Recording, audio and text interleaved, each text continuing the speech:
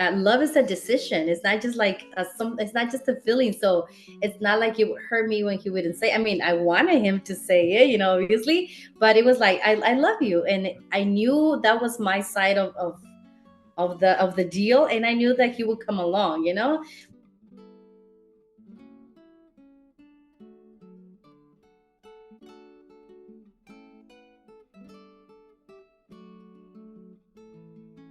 What's popping, y'all? Welcome back to episode 2 of our season 8. We are excited to provide a new episode.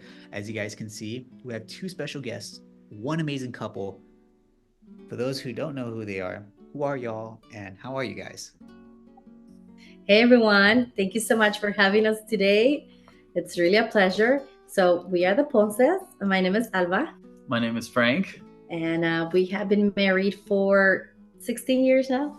16 16, years 16 great years and counting. and counting. um, yeah, so we are leaders at our local church, and we work with people of different ages, mainly young couples and young marriages. And we're just really happy to be able to share with you guys here today. Definitely. Yeah. Like Alba said, we help a lot of people out in our church. We have our own journey in our marriage and our relationship, and that's one of our passions that we love is just talking about relationships. We want to see as many people that are not married have awesome marriages. So yeah, we're excited to be here, Mario. Definitely appreciate you guys. If you guys don't know, advice from couples. The question we always ask individuals, especially couples, how did y'all meet? Was it like a God-given cause, like this is the person you guys want to meet? What's y'all's story on how y'all meet? Yeah. Well, maybe I'll take this one. Yeah, no, not your typical fairy tale story. Definitely not. So we did meet at church, but we are almost 4 years apart in difference. I'm older than my husband, and so back in the day when we met, he was not on my radar. It was not someone that I was interested in, not my type, whatsoever. I was not your type either. We were really, really good friends. We were part of the same circle of friends, right?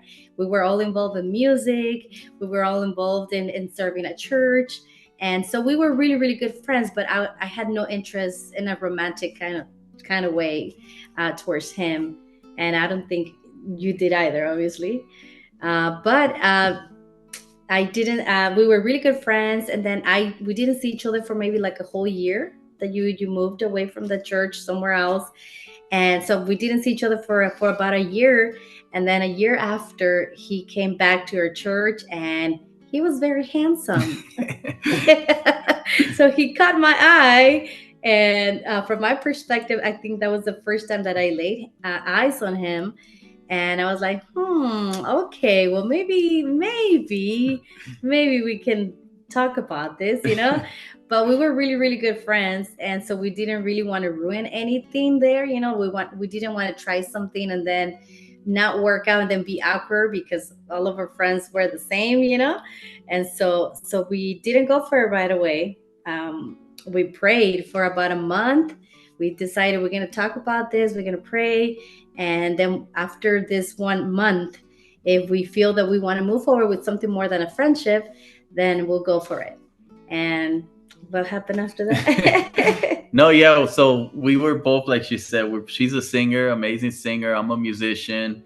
Went to school for music, and so when I started getting more like connected with the church, one of the areas that I wanted to use my gifts was in that with the music, the worship team, and so this beautiful lady was the worship team leader.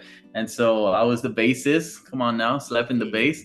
And so we just developed a good friendship just through being in the band, like being in rehearsals, Right. and yeah, being in the same circle. We were awesome friends. Like she said, we were our differences in age and just we weren't thinking of that. Me personally, I was just trying to build a relationship with God, had gotten out of a bad relationship. So it wasn't on our radar, but we were just great friends. And then she says that one day she saw me checking her out. I don't True remember. story. At church. At church. Okay. Band rehearsal. I should have been worshiping Jesus, but I guess I was looking at her. I don't know. I can neither deny nor confirm. I can confirm.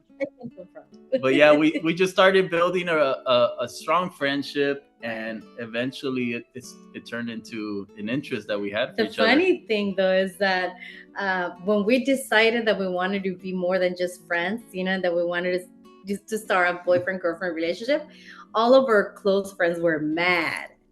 They What? didn't They like did it. not support. They did not like the idea. We're so different. We're like black and white, hot and cold. We're so different in personalities. So our friends were like, literally their words, like, we give you guys a month, Yeah. and then it'll be over. So much for supporting friendships. Yeah, right.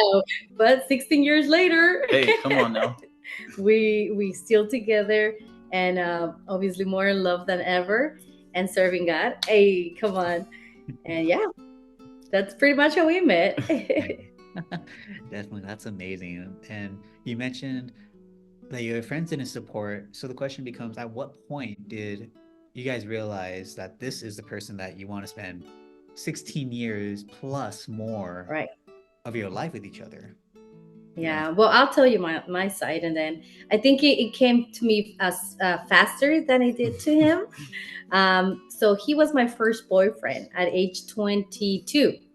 I always said that I didn't want to be dating around. I didn't want to get my heart broken and then have to carry all the, luggage into my relationships and stuff. I saw many of my friends heartbroken, and it was not nice. So I will pray and I will say, God, I'm going to keep myself. Yes, I would go on little dates here and there, but, never like got into a serious relationship. And I said, I'm going to, the first boyfriend, serious boyfriend that I have is going to be my husband. So I had decided that. So when finally we prayed for that 1 month that we told you, and I felt in my heart that it was time to go. And it was a little scary because again, he was nothing like, first of all, I didn't like the fact that he was younger than me. That was a big issue for me. Also, not my type back in the day. Now he is my type, but back in the day he was, and there was so many things that, in the more shallow things that I used to want in a man that I didn't see in him, and so I was like, okay, Lord, are you sure that this is it? Because my heart says yes, but I don't want to be led by my heart. Like, I want to make decisions based on values, on things that matter to me, on things that will sustain a marriage. And so I remember God clearly speaking to me, telling me I'm gonna make a great man out of him. And I wanted to be part of that process. I wanted to see that happen. And so after 3 months of dating, I was like, okay, yeah, I want to marry this guy. And like that, after 3 months for me, I was like, this is it. Like, this is the person I'm going to marry, with all the good and bad in him. I made a decision with my mind, with my brain, with my values. And I said, okay, I see all these wonderful things in him. I see all these other areas that have a lot of work, that need a lot of work, but I trust that the Lord will guide us through it. And so I said, okay, 3 months. I said, I love you. I'm ready for this. But that was not his. That was not his side. Now you had a Yeah. little bit of a harder time, right? Yeah, so from my side, before really being serious about my relationship with God, I was constantly in a relationship, always dating, either getting out of a relationship and starting a new one. Like, it was really a big part of me finding validation. I needed to be with somebody. And when I started getting serious about God, God began to like really just change my sense of values, my sense of what I wanted, of how I saw myself, and even how I saw woman and the kind of woman I wanted to marry one day. And so getting out of a long relationship, beginning a new relationship with God, first of all, Right. I wasn't trying to be in a relationship with anybody. I was just doing some work on me, on my Right. own life, my spiritual life, my mental life, just everything. And so when we just started very naturally building a friendship, like we were sharing, and eventually we saw interest, and I was really attracted. No, like, God was really helping me to not be so superficial in what I was looking for, and I was Right. attracted to her heart, you know, who she was. Obviously the outside as well. That's a bonus. That's a big bonus. It was so much better. But really, just like her heart, I had never met somebody like her that, first of all, loved God, and wanted to, you know, was so selfless, you know, towards other people. And I found that very, very attractive. But the thing is, I'm the youngest one, and I have several brothers, and I always saw them like playing with women, and they would tell these girls that they loved them as a way of, you know, trying to get things from them. Let's leave it at that. And that kind of like always made me be like, I don't ever want to tell a woman that I love her just to like manipulate or to use. So I had never told anybody before I love you, you know? And so as she said, that well, when you finally, okay, go. Sorry. and so as she said, she had expressed it to me, but for me there was this fear of like, one, I don't want to just say it because it's not a light thing to tell somebody I love you. And I do want to say something there because even though I had all this freedom to tell him I love him, and he wouldn't say it back, but it didn't hurt me. It was like my decision was based on my what I have decided. You know, like love is a decision. It's not just like it's not just a feeling. So it's not like it would hurt me when he wouldn't say. I mean, I wanted him to say it, you know, obviously, but it was like I love you, and I knew that was my side of the deal, and I knew that he would come along, you know. But I think it was important because maybe somebody else would have walked away from that relationship, you know, if they didn't hear what they wanted to hear right away. But I had a promise from God, and so I grabbed onto it, and so. But one day, finally, God put it in his heart, and You it was know, amazing. it's kind of I don't even know how to explain it. It's kind of weird, but one day I was just driving home in my GMC truck, Hey, Sonoma. come on.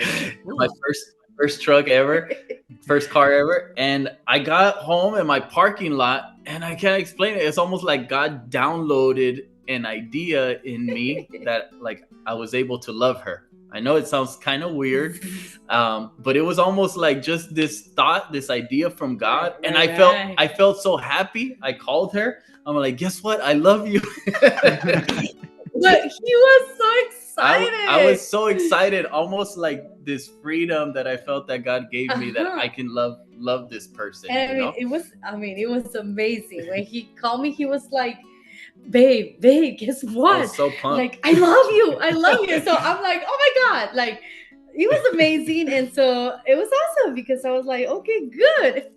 Good for you. Let's move forward now. Confirmed now. Yes, it's verbally confirmed. It was like Yeah. he knew it, and from that day on, I think that's when we said, okay, let's get married. Like, this is it. This is when we both knew. I think that was your question, your original question. At that moment, like, we knew, like, okay, we could commit to each other Right. forever. And it happened, we were only dating for like just a little over 3 months. And Mhm. so that sounds really fast, but we were friends, like really good friends Right. for For like a 5 long years, time, you yeah. know? So like we Mhm. knew each other really good. And Same I feel circle of like friends and I feel like that was almost just like the confirmation Yeah. from on God's side. It's like, okay, we've Yeah. done our part of like building the friendship, getting Right. to know each other, and now God giving us the blessing. The only thing is we were broke. So Right. even though we wanted to get married, we didn't have any money Yeah. for I it. mean, we both were like students still. You were Both working on going to your school full bachelor's. I was time, working on my working full master's, time. working full time. So, you know, like the typical So young we was adult. broke. Yeah. So we wanted to get married, but we had to save money.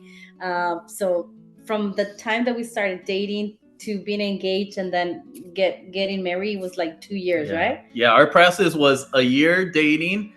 I bought her a ring, a very cheap one. $300 ring from downtown LA that I chose. I upgraded now though. Yes. Yes. And then we were engaged for 1 year, and Right. and now 16 years being married. Yeah. Right. That's Amazing awesome. years. Yeah. That's amazing. It's a great story. There's something that you mentioned, and it kind of popped in my head. I know with me, my family was very loving, very caring, very physically affectionate, and my mom would always say, verbally say, like, "I love you," and that was passed down to me when I was with, well, at the time when I was with my girlfriend.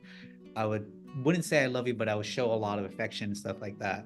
And then one time I told her I love you, and like Alba, you mentioned, I didn't get that love back, and it hurt me a little bit. Uh-huh. So obviously she didn't leave me. She still cared for me, and I saw a post that said, I may not say I love you, but my way of saying I love you is make sure you get home safe. Make sure you Mm. let me know when this and that happens. So Yeah.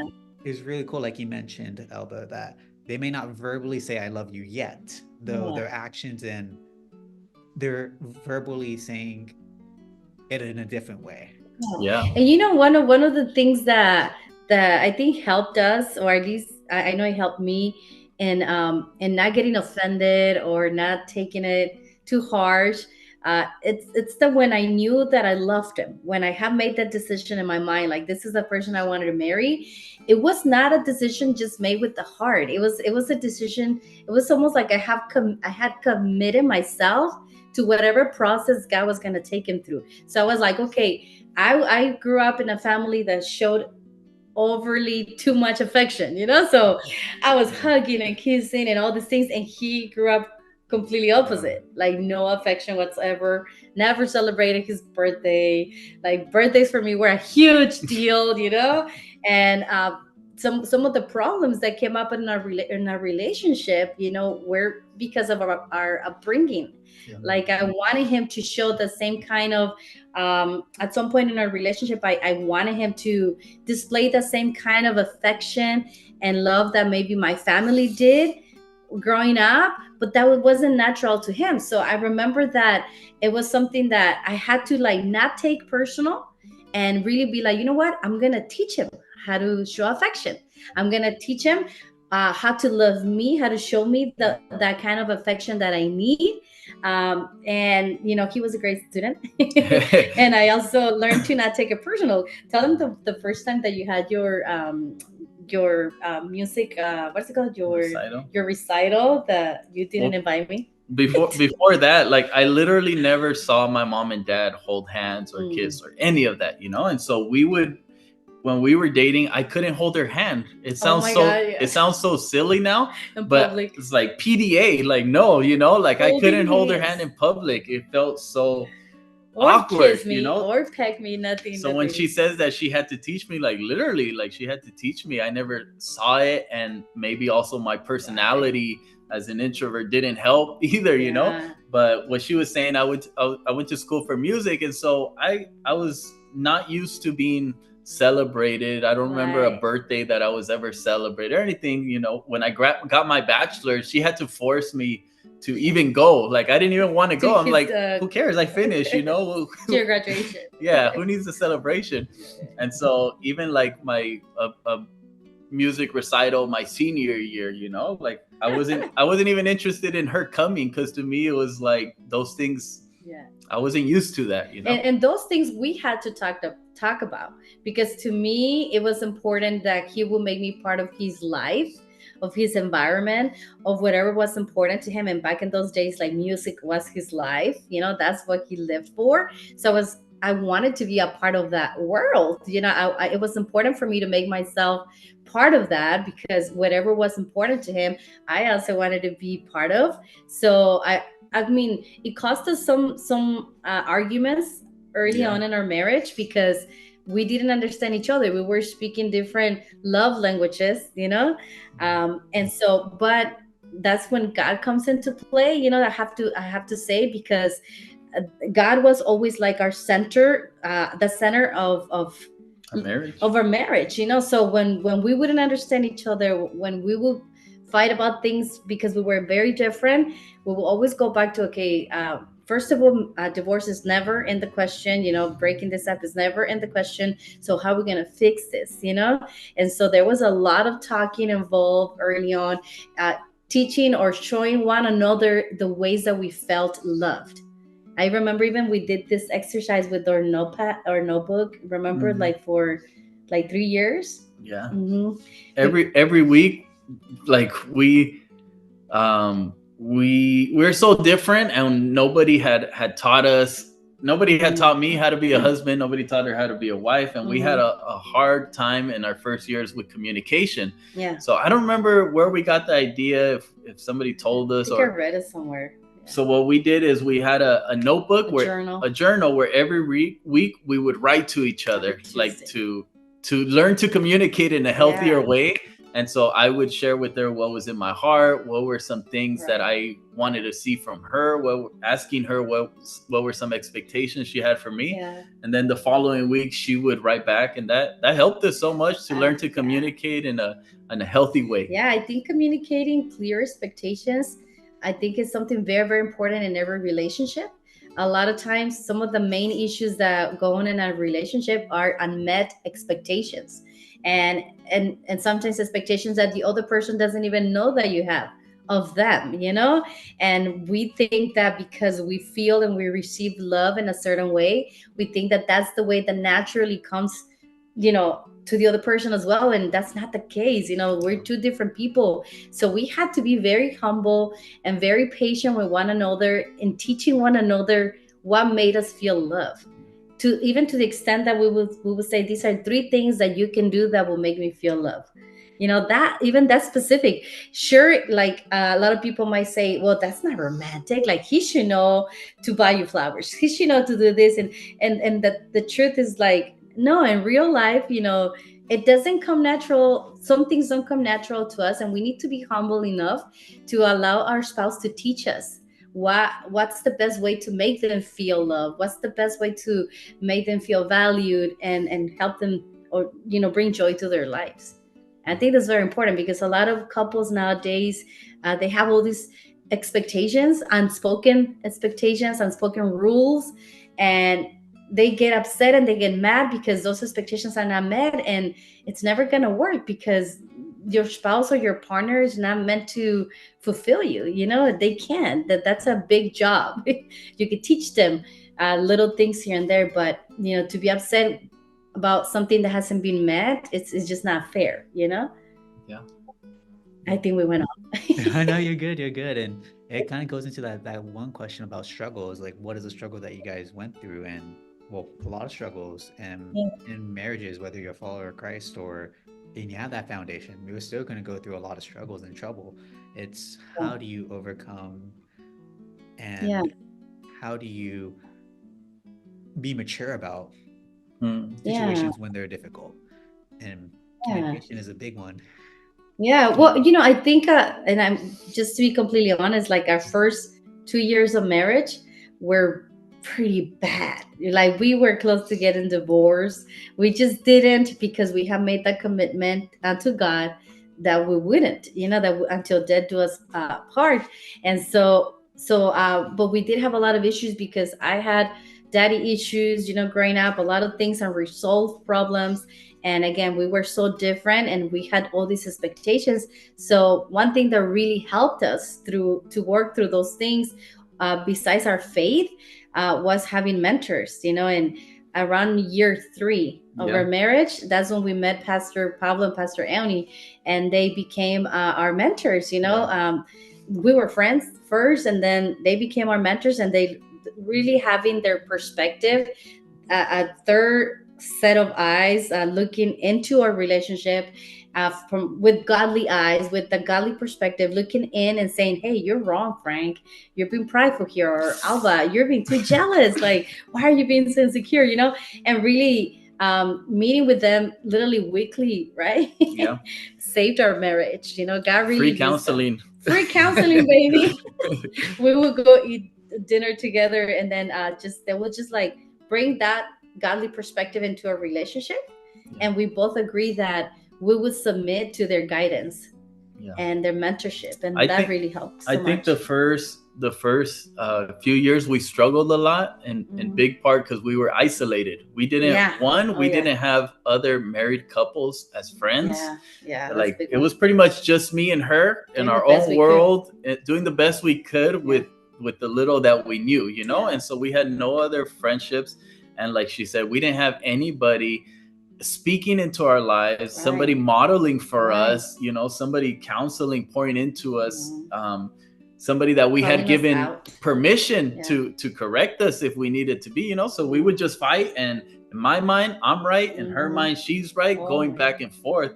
But when Yeah. we started having, that spiritual counsel mentors in our lives, now we both had to humble ourselves and Right. say, okay, if my pastors tell me that I'm wrong, I'm willing to change. If they tell you that you're wrong, Yeah. and that brought a lot of security, I would say, to the Mhm. both of us, but especially to Yeah. her as a wife, to Yeah. know that her husband is not leading himself, but he's being willing, to Mhm. be led by somebody else. And I always say, like, especially for men, Mhm.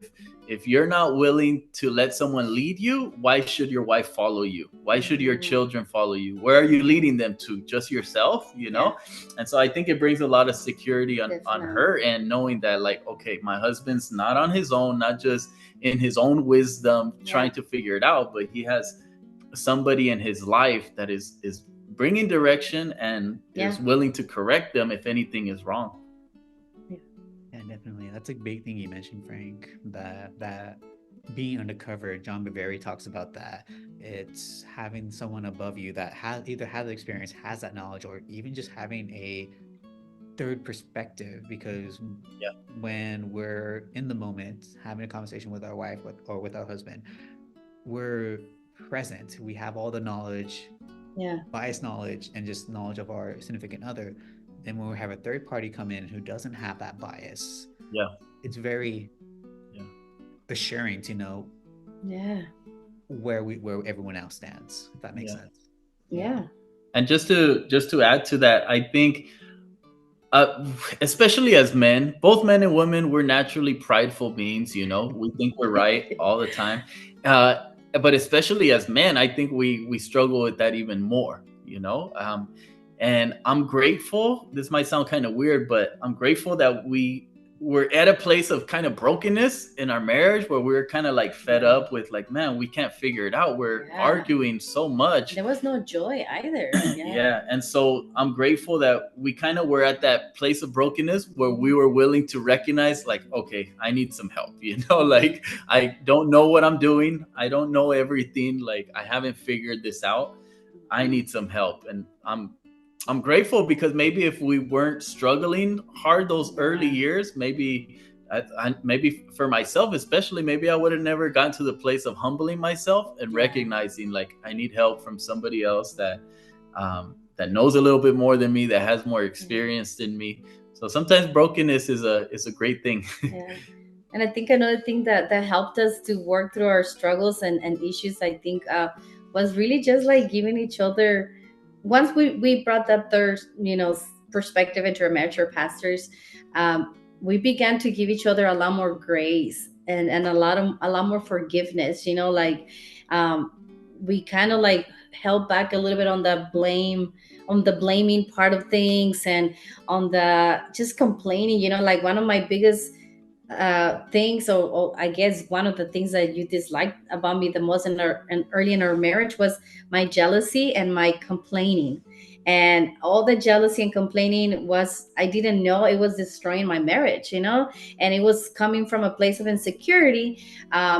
And a place that, yeah, really deep insecurity, unresolved issues from my childhood that God really needed to work in me, but I wanted him to save me. Like, I wanted him to be my savior, my rescuer, and I wanted him to make me happy. And when those like moments of insecurity and jealousy will come up, like I expected him to take the role of protecting me and like, I don't know, bring a satisfaction to my life and bring joy to my life and bring security to my life. And he couldn't, because he's just a man. That was something that God needed to heal me from, and so, when our pastors began to point out those rooted issues in each one of us, like, the things that we would complain about each other were just like the superficial things that were showing, but there was something deeper inside of each one of us, like roots of things, that were causing those issues to flourish, or those character flaws to show. And so, when they began to point out those things, that there were deeper things that God needed to heal in each one of us, I think we began to give each other a lot more mercy, realizing that, man, we both need work. Maybe it's not that it's his fault or my fault, but we both are broken and we both need restoration. And so we began to give each other a lot more forgiveness, a lot more mercy, began to see each other with love and compassion more than just like, trying to be right Yeah. and making sure that he knows what I feel in my perspective, you know? And and I think our pastors helped us a lot to find vision in our marriage, Oh, yeah, yeah, that was where big. Yeah. our ultimate goal was Oh, to yeah. be happy before. Yeah, we would And just travel and like that was yeah, our main goal. and Travel and be happy. and we would fight. No kids. We would fight when we would travel. So we were trying so hard to be happy, Uh-huh. but it wasn't working, Right. And our pastors helped us realize there's a bigger purpose that God has for us being together, Yeah. And so when we started aligning our visions, understanding that God Yeah. wanted to use us, He had a purpose for our marriage, that we can be a blessing, we can serve other people. Now my differences and her differences begin to complement one another. Yeah. Whereas before I wanted her to be like me, to think like me, to agree Right, with same. me, Yeah, yeah. and vice versa. Now it's like, okay, wait a minute, your strengths Yeah. complement my weaknesses really good, and vice versa. Let's use this to be a blessing to people. Yeah. Let's use this to help people get closer to God, And Yeah. so that was a big part, is having the same vision. So many Yeah. people that are not in a relationship or not married, they just pay attention to superficial things. Like, Yeah. I've heard many women say like, oh, he's not tall enough, or or little things that at the end of the day, it's not going to matter when you get married. Yeah. It's not about chemistry, it's about character. That's right. You can't, you can have chemistry with the dog, doesn't mean you should marry a dog. What's going to hold your marriage together is character, for us. Big pillars are our faith, our faith in God, our relationship with God, and then our vision. What are we purpose, here to fulfill on this earth? And another thing that I would say is a heart of service. Like, that's still to this day one of the things that I'm most attracted to about my wife, is like her humble heart, her desire to serve people. All these years, 16 years, I've never seen her become inward, just self-centered, self-focused. It's always like, what can I do for other people? And those are things that are going to make your marriage last. So for those of you guys that are single, not married, like, think about what you have on your list of requirements. Is it all superficial stuff, like, oh, I want her to be blonde, blue eyes, I want to be tall, or whatever? Like, all that is not gonna hold your marriage. It's not gonna sustain your marriage. So think about the things that actually matter. Yeah. Definitely. There was a post that I remember, I think 4 or 5 years ago, and it's the exact same thing that y'all mentioned, that the looks, the beauty, all the physical features, those aren't going to teach your kids anything. It's the character, it's the knowledge, it's the love, the heart of a servant. Those are what's going to be passed down to your children. Obviously, genetics is one thing, but the characteristics is what's going to teach your kids. Yeah. That's good. Definitely. And there's one thing for people who are in the process of getting married and probably want to have kids, or are unsure about having kids. How did you guys decide on whether you guys want to have kids? When was the right time? I know you guys have a really fascinating story about this. Yeah, so I initially did not want to have any kids. I did not see myself ever like being pregnant, or being a mother, or having children. I was happy just being with my husband and the things that we were doing and all that. But then obviously the Lord changed my heart, and I began to have a desire to become a mom. And so after probably 6 years of marriage or so, right, we decided, okay, maybe like 4 or 5 years after we married, we decided like, okay, we're gonna start trying. And so to our surprise, we couldn't have children. A year after trying, we started doing some tests and everything. It turns out that neither one of us could have children, like physically have children. Literally, the doctor says zero possibilities. And so that began our journey of faith for 7 long years of trusting and waiting and crying and praying on the Lord for us to have children, and so the Lord put in our hearts eventually, through that, in the middle of that journey, or throughout that journey, I should say, the possibility of adoption, and that was something that was not really in my heart, to be honest.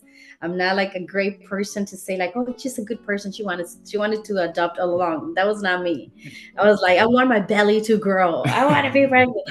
But the Lord changed the desires of our heart, and He began to give us the desire, especially me, that more than being pregnant, He gave me the desire to mother somebody, because we had so much love. And at our church we began working with our first life group, and they were all teenagers, like 17, 18-year olds. Some of them are now married in our church, and some of them, Alexis, and so God, we began to work with like this age group, and we felt so much love for them. Like, we saw them as our children, and God gave us so much love. And I remember in a church retreat, the Lord gave us a word that said, after you parent, after you spiritually parent many, many kids or many children, I will give you your own. And so He was faithful to that promise. Like, we have two children now, Jacob and Isaac, 6 and 5 years old, through adoption. And I mean, we wouldn't have it any other way. We were just talking about it last night. Yeah. Like, do you still would like to get pregnant? I'm like, no, no, no, no. Like, don't. Like, this is the story Yeah. that I want for our lives. Yeah, sometimes when you're in the middle of the journey, Right. you don't see the end, and it doesn't make sense, and it's hard. Right. But then as you get to this side of it and you see You God's look back. plans, Yeah. you see how God's plans unfolded so perfectly. You're like, wow, God, I wouldn't have had it any other way. Like, you're perfect. The way you do things is the best way.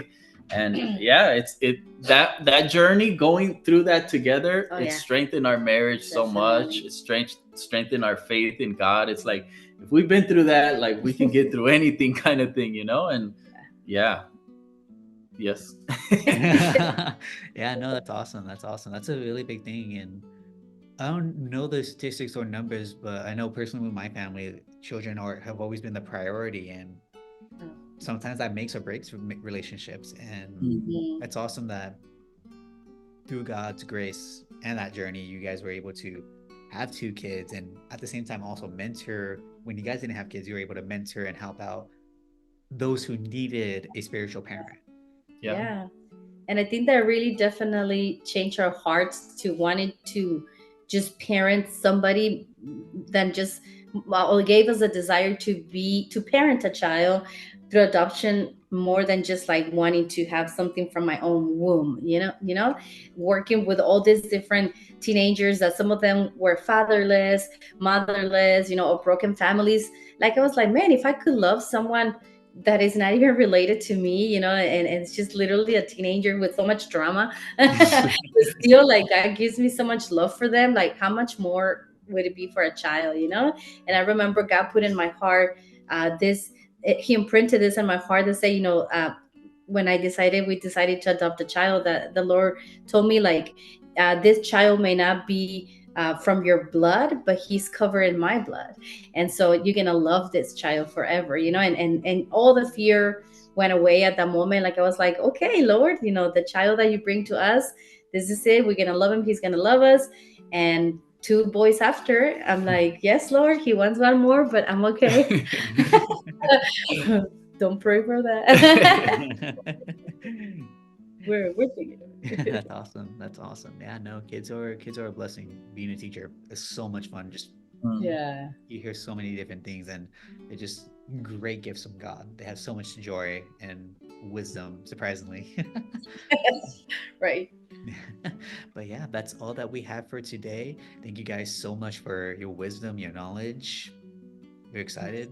For any of you guys who have questions, more comments, just ask. That's all you really need. Be curious.